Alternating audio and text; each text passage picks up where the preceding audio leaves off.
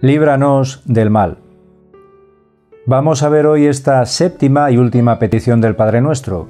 Concretamente lo que vamos a ver es cómo se nos habla aquí, y la Iglesia nos lo deja muy claro, la tradición de la Iglesia, en relación al mal, de primeras como personificación clara del mal, es decir, del maligno, del demonio, y luego ya de forma más genérica en relación al mal que nos podemos encontrar en el mundo.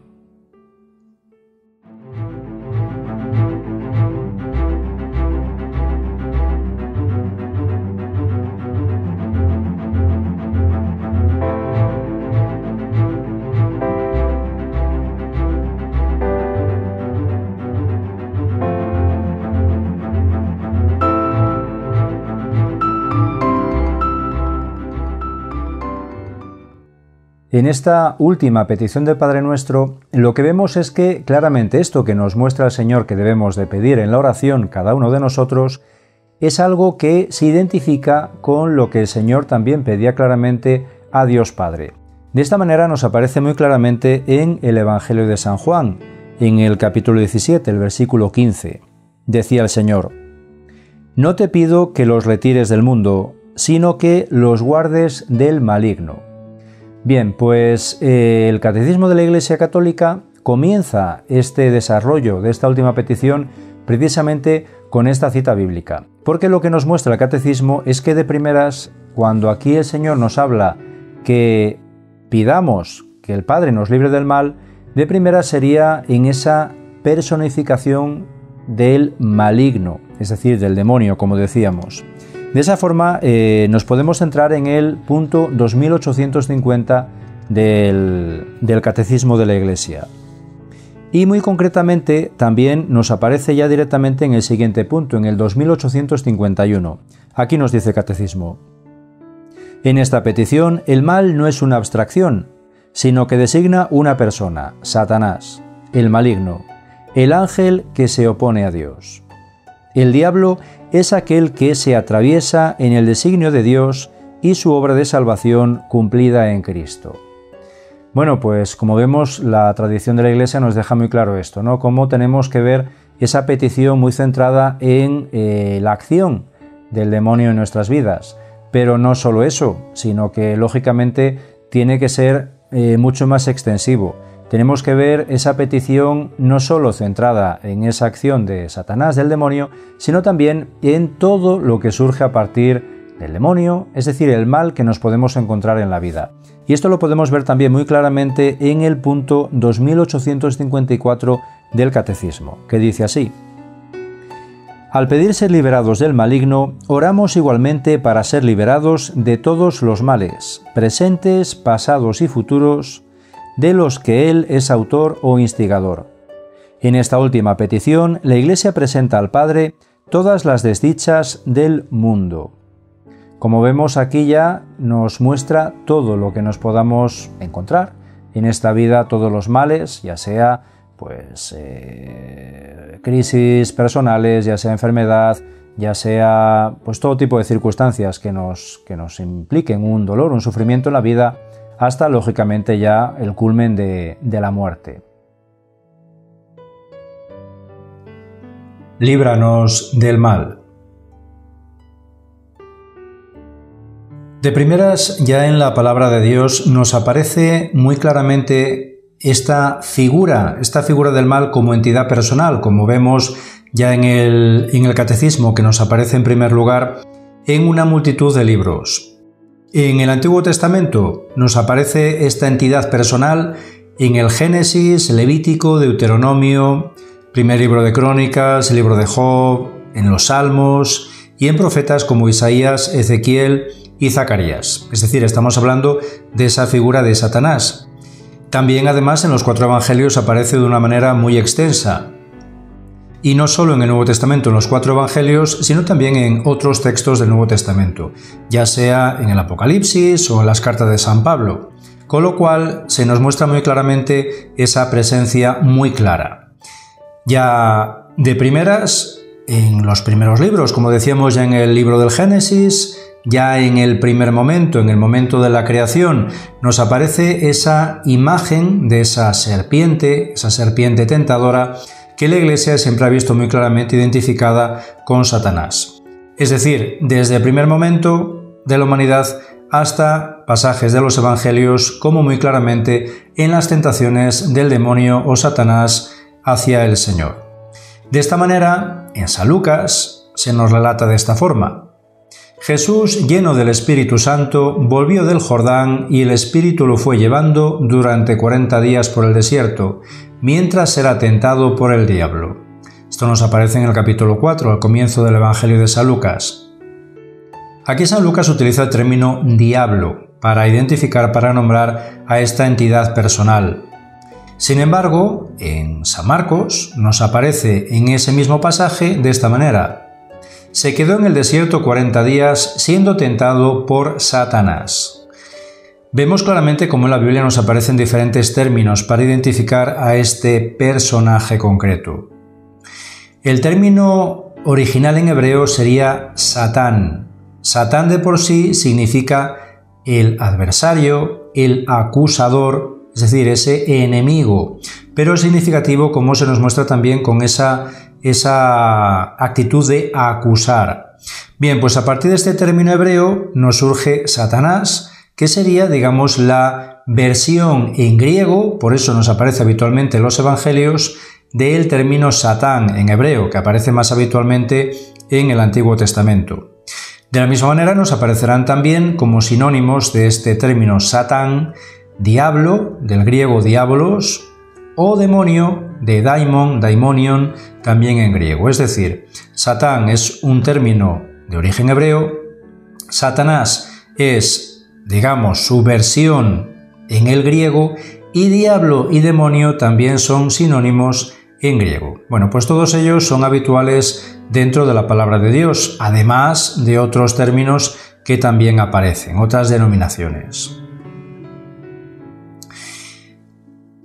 Por poner algunos ejemplos, concretamente en el profeta Zacarías, Antiguo Testamento, capítulo 3 nos aparece: y me mostró al sumo sacerdote Josué de pie ante el mensajero del Señor, y a Satán en pie a su derecha para acusarlo. Aquí se nos muestra muy claramente esa actitud que comentábamos hace un momento de Satán, del demonio, como acusador, con esa actitud constante de acusar, de tratar de buscar lo más negativo de la persona, o, si no hubiera tanto negativo, de inventarse, con esa actitud de mentira, de buscar la mentira, de buscar también esas falsedades para acusar, aunque sea falsamente, a esa persona. Igualmente en el libro de Job nos aparece muy claramente, ya al comienzo del libro, capítulo 1. Satán contestó al Señor: ¿y crees que Job teme a Dios de balde? Extiende tu mano y daña sus bienes, y ya verás cómo te maldice en la cara. Igualmente esa actitud de acusar a Job, de esta actitud, de que al final, bueno, pues él está, digamos que es agradable a Dios y trata de hacer la voluntad de Dios porque le va todo bien. Pero sin embargo, la acusación es esa: como le empieza a ir todo mal, al final va a maldecir a Dios. Y sin embargo, luego se nos muestra en el libro claramente esa actitud de Job tan contraria a eso que manifestaba Satán. De esa forma dice Job: si aceptamos de Dios los bienes, ¿no vamos a aceptar los males? Es decir, el buscar siempre esa voluntad de Dios, sea de mi agrado o no sea de mi agrado, pero siempre aceptar esa voluntad, porque al final siempre será para un bien, como luego al final también se muestra en este libro de Job. También con el rey David vemos esa presencia del demonio, y así nos aparece en el primer libro de Crónicas, capítulo 21. Satán se alzó contra Israel e instigó a David a hacer un censo de Israel. Aquí vemos esa otra actitud muy clara del demonio. Aquí no es de acusar, sino de tentar, que es muy claramente lo que ya aparece en el libro del Génesis con Eva. En el profeta Isaías, Antiguo Testamento también, capítulo 14, nos aparecen también unos detalles muy significativos. De esta manera aparece: tú decías en tu corazón, escalaré los cielos, elevaré mi trono por encima de las estrellas de Dios. Me sentaré en el monte de la divina asamblea, en el confín del septentrión. Escalaré las cimas de las nubes, semejante al Altísimo. En cambio, ha sido arrojado al abismo, a las profundidades de la fosa. En este pasaje la Iglesia siempre ha visto esa manifestación, esa prefiguración de Satanás, del demonio, y de esa manera esa caída en desgracia debido a esa soberbia, a desear, como aparece aquí, ser como Dios, ser Dios, pero sin Dios. Y de esa manera al final lo único que consigue es precisamente su perdición, su condenación eterna. De esa misma manera también nos aparece en el Apocalipsis, ya en el Nuevo Testamento, capítulo 12. Y fue precipitado el gran dragón, la serpiente antigua, el llamado Diablo y Satanás, el que engaña al mundo entero. Fue precipitado a la tierra y sus ángeles fueron precipitados con él.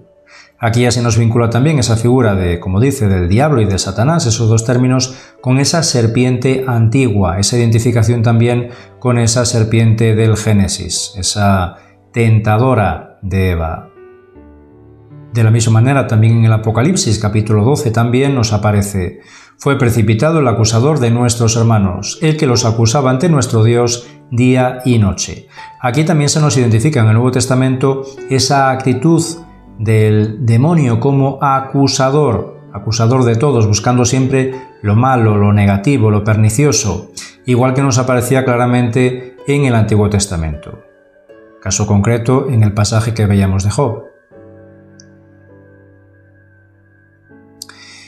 El Papa Francisco nos deja muy claro la importancia de tener muy presente esa figura como entidad personal, que el mal no es algo simplemente genérico, ambiguo, sino que realmente se manifiesta también en Satanás.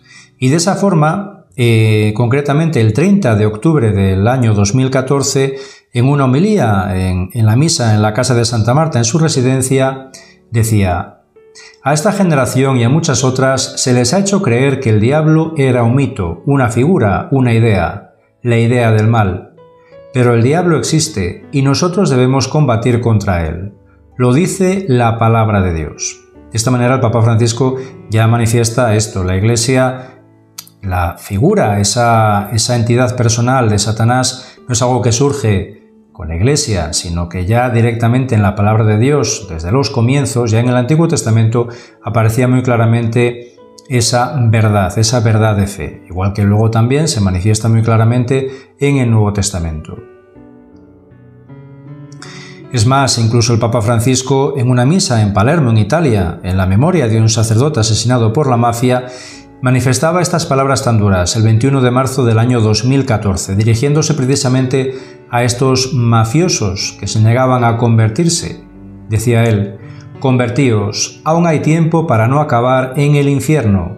Es lo que os espera si seguís por este camino». Esa existencia real de ese infierno que muchas veces también se pone en cuestión, pues el Papa Francisco también nos muestra muy claramente que eso es una realidad, también es una verdad de fe y es algo que evidentemente todos podemos llegar a padecer. Y el Papa Francisco también nos da esa receta especial para poder combatir al demonio, que es ese acogernos a el auxilio de nuestra Madre la Santísima Virgen. De esa manera, él el 29 de enero del año 2018, en la Basílica de Santa María la Mayor en Roma, nos manifestaba esto: allí donde la Virgen habita, el diablo no entra en esa casa. La Madre custodia la fe, protege las relaciones, salva de la intemperie y preserva del mal.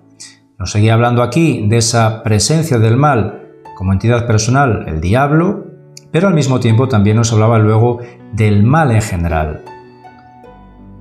Pues como decíamos y como aparece claramente en el Catecismo, de ese mal, de ese maligno se deriva luego pues el mal en sí, el mal más genérico, todos los males que nos podemos encontrar en este mundo y en nuestra vida. Ahí tenemos pues las guerras, tenemos el hambre, tenemos toda una serie de circunstancias que nos pueden provocar ese daño a nivel social o a nivel más personal, más íntimo en cada uno de nosotros. Y dentro de esos males, lógicamente, uno de los males que también padecemos es la enfermedad. Bien, estamos en este año 2020, este año en el cual sufrimos esta circunstancia de la pandemia, del COVID-19. Pues este es también muy significativo en relación a lo que es el mal en nuestras vidas, ¿no? Eso que en este caso, como este virus, es algo tan minúsculo, tan microscópico que somos incapaces de ver y sin embargo somos conscientes del daño que nos puede ocasionar, de la misma manera es cualquier mal en nuestro mundo. El pecado venial, los pequeños pecadillos que a veces no le damos importancia, sin embargo, si permitimos que arraiguen en nosotros, al final eso se va acumulando, se va magnificando y nos puede evidentemente llevar a tener y a sufrir males mucho mayores. De los pecados veniales podemos pasar a pecados mucho más graves que al final nos pueden condicionar mucho nuestra vida y especialmente nuestra vida espiritual. Y en relación a esta necesidad de buscar esa gracia, esa fuerza de la gracia de Dios, tenemos el detente, esta práctica que ya fue recomendada en el siglo XVIII por Santa Margarita María de Alacoque y que el Papa Pío IX le otorgó una bendición especial en el siglo XIX, concediendo además indulgencias a todos los que lo lleven. Bien, esta es una práctica que consiste en simplemente llevar encima este sencillo emblema con la imagen del Sagrado Corazón, pero que evidentemente si lo llevamos con fe tiene un gran poder, ya que lo que hacemos a través de este sacramental es pedir en nombre de Jesús al demonio y al mal que se detengan, de ahí ese nombre de detente, que no nos dañen. Bien, este detente además fue de una gran ayuda durante las epidemias de peste a lo largo del siglo XVIII, con lo cual es una costumbre que viene muy bien también aprovechar en nuestro siglo XXI, precisamente en estas circunstancias con esta pandemia que sufrimos. Pues esta es esta petición que decíamos, líbranos del mal, esta petición, última petición del Padre Nuestro, a través de la cual lo que pedimos y de lo que tratamos de hacernos más conscientes es de esa necesidad que tenemos de la gracia de Dios para poder librarnos tanto de Satanás, tanto del maligno, como de todas las consecuencias de su presencia, todos los males que nos pueden acechar en la vida, especialmente todos los que nos puedan hacer un mayor daño espiritual. Bien, pues con esta última petición hemos terminado el desarrollo del Padre Nuestro, estas 7 peticiones que rezamos todos los días y que es importante el ser muy conscientes de qué es lo que le pedimos al Señor a través de ellas. Simplemente para terminar, como siempre, terminamos con esa palabra, ese amén. Es importante, es una palabra muy significativa, es una palabra hebrea que lo que significa precisamente es así sea. Con lo cual, lo que implica cuando llevamos a cabo esta última palabra es el hecho de que todo esto que hemos estado rezando previamente, lo que hacemos es reforzarlo, confirmarlo con ese así sea, para que no solo Dios tenga claro lo que le pedimos, sino que nosotros tengamos mucho más claro lo que le estamos pidiendo a Dios. Pues nada más, hasta aquí esta presentación del Padre Nuestro. Espero que nos ayude para tener un poco más claro esta oración, el contenido de esta oración, la trascendencia que tiene y de esta manera que siempre que la recemos nos ayude a profundizar más en esas peticiones, esas 7 peticiones claves en nuestro día a día. Nada más, que tengáis todos un muy feliz y bendecido día.